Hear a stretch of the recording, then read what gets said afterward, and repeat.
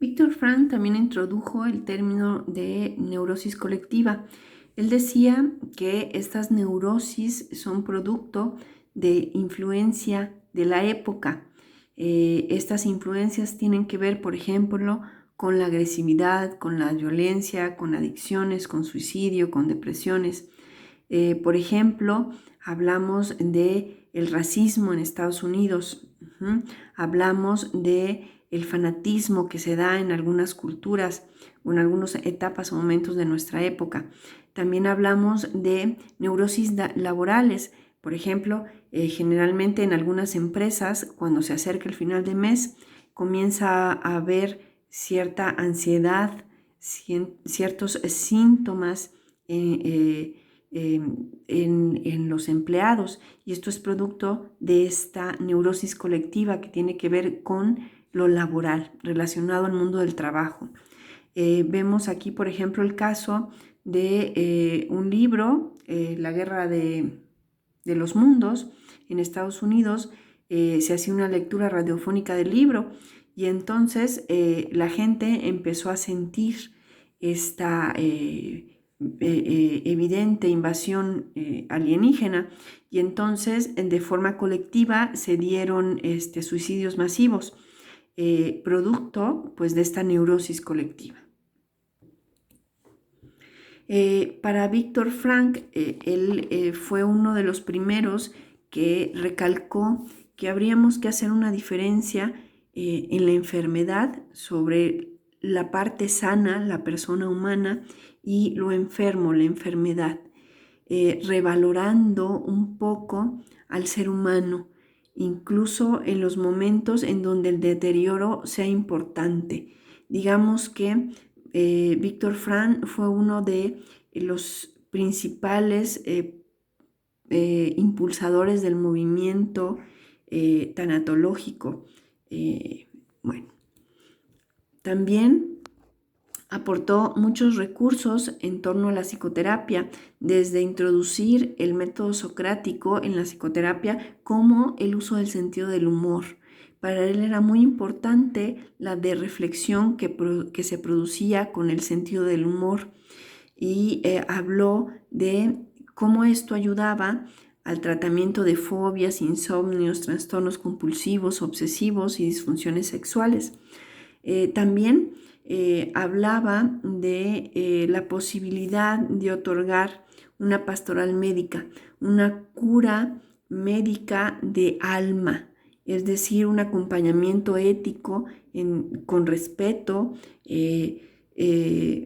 buscando cuidados paliativos a los enfermos, sobre todo en pacientes terminales.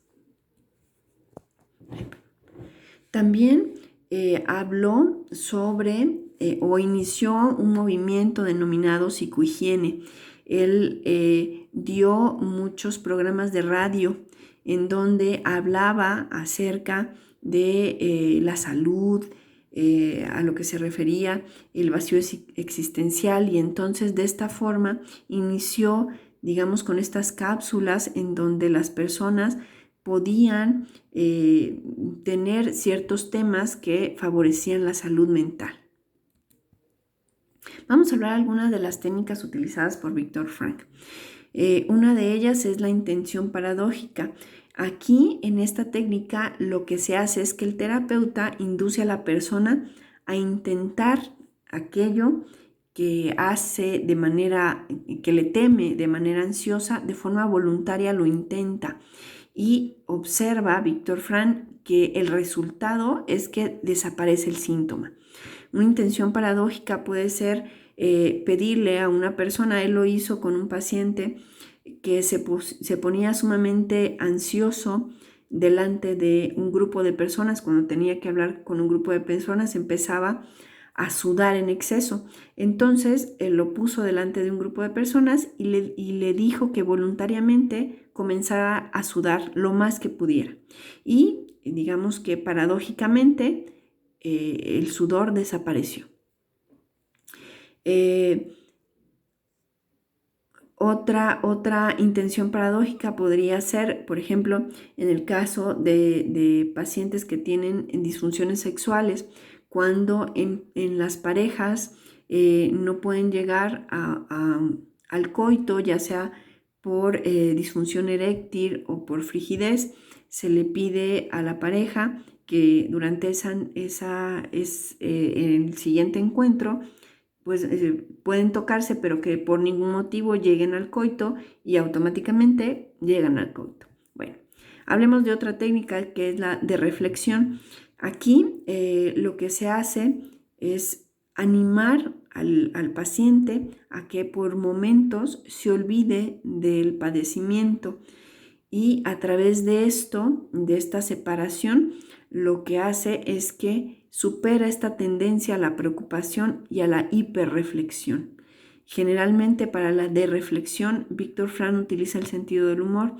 Esta técnica se utiliza mucho con pacientes depresivos que están todo el tiempo pensando en lo malo de su situación, pensando en su visión negativa de la vida, de lo mal que les va a ir y de lo mal que son.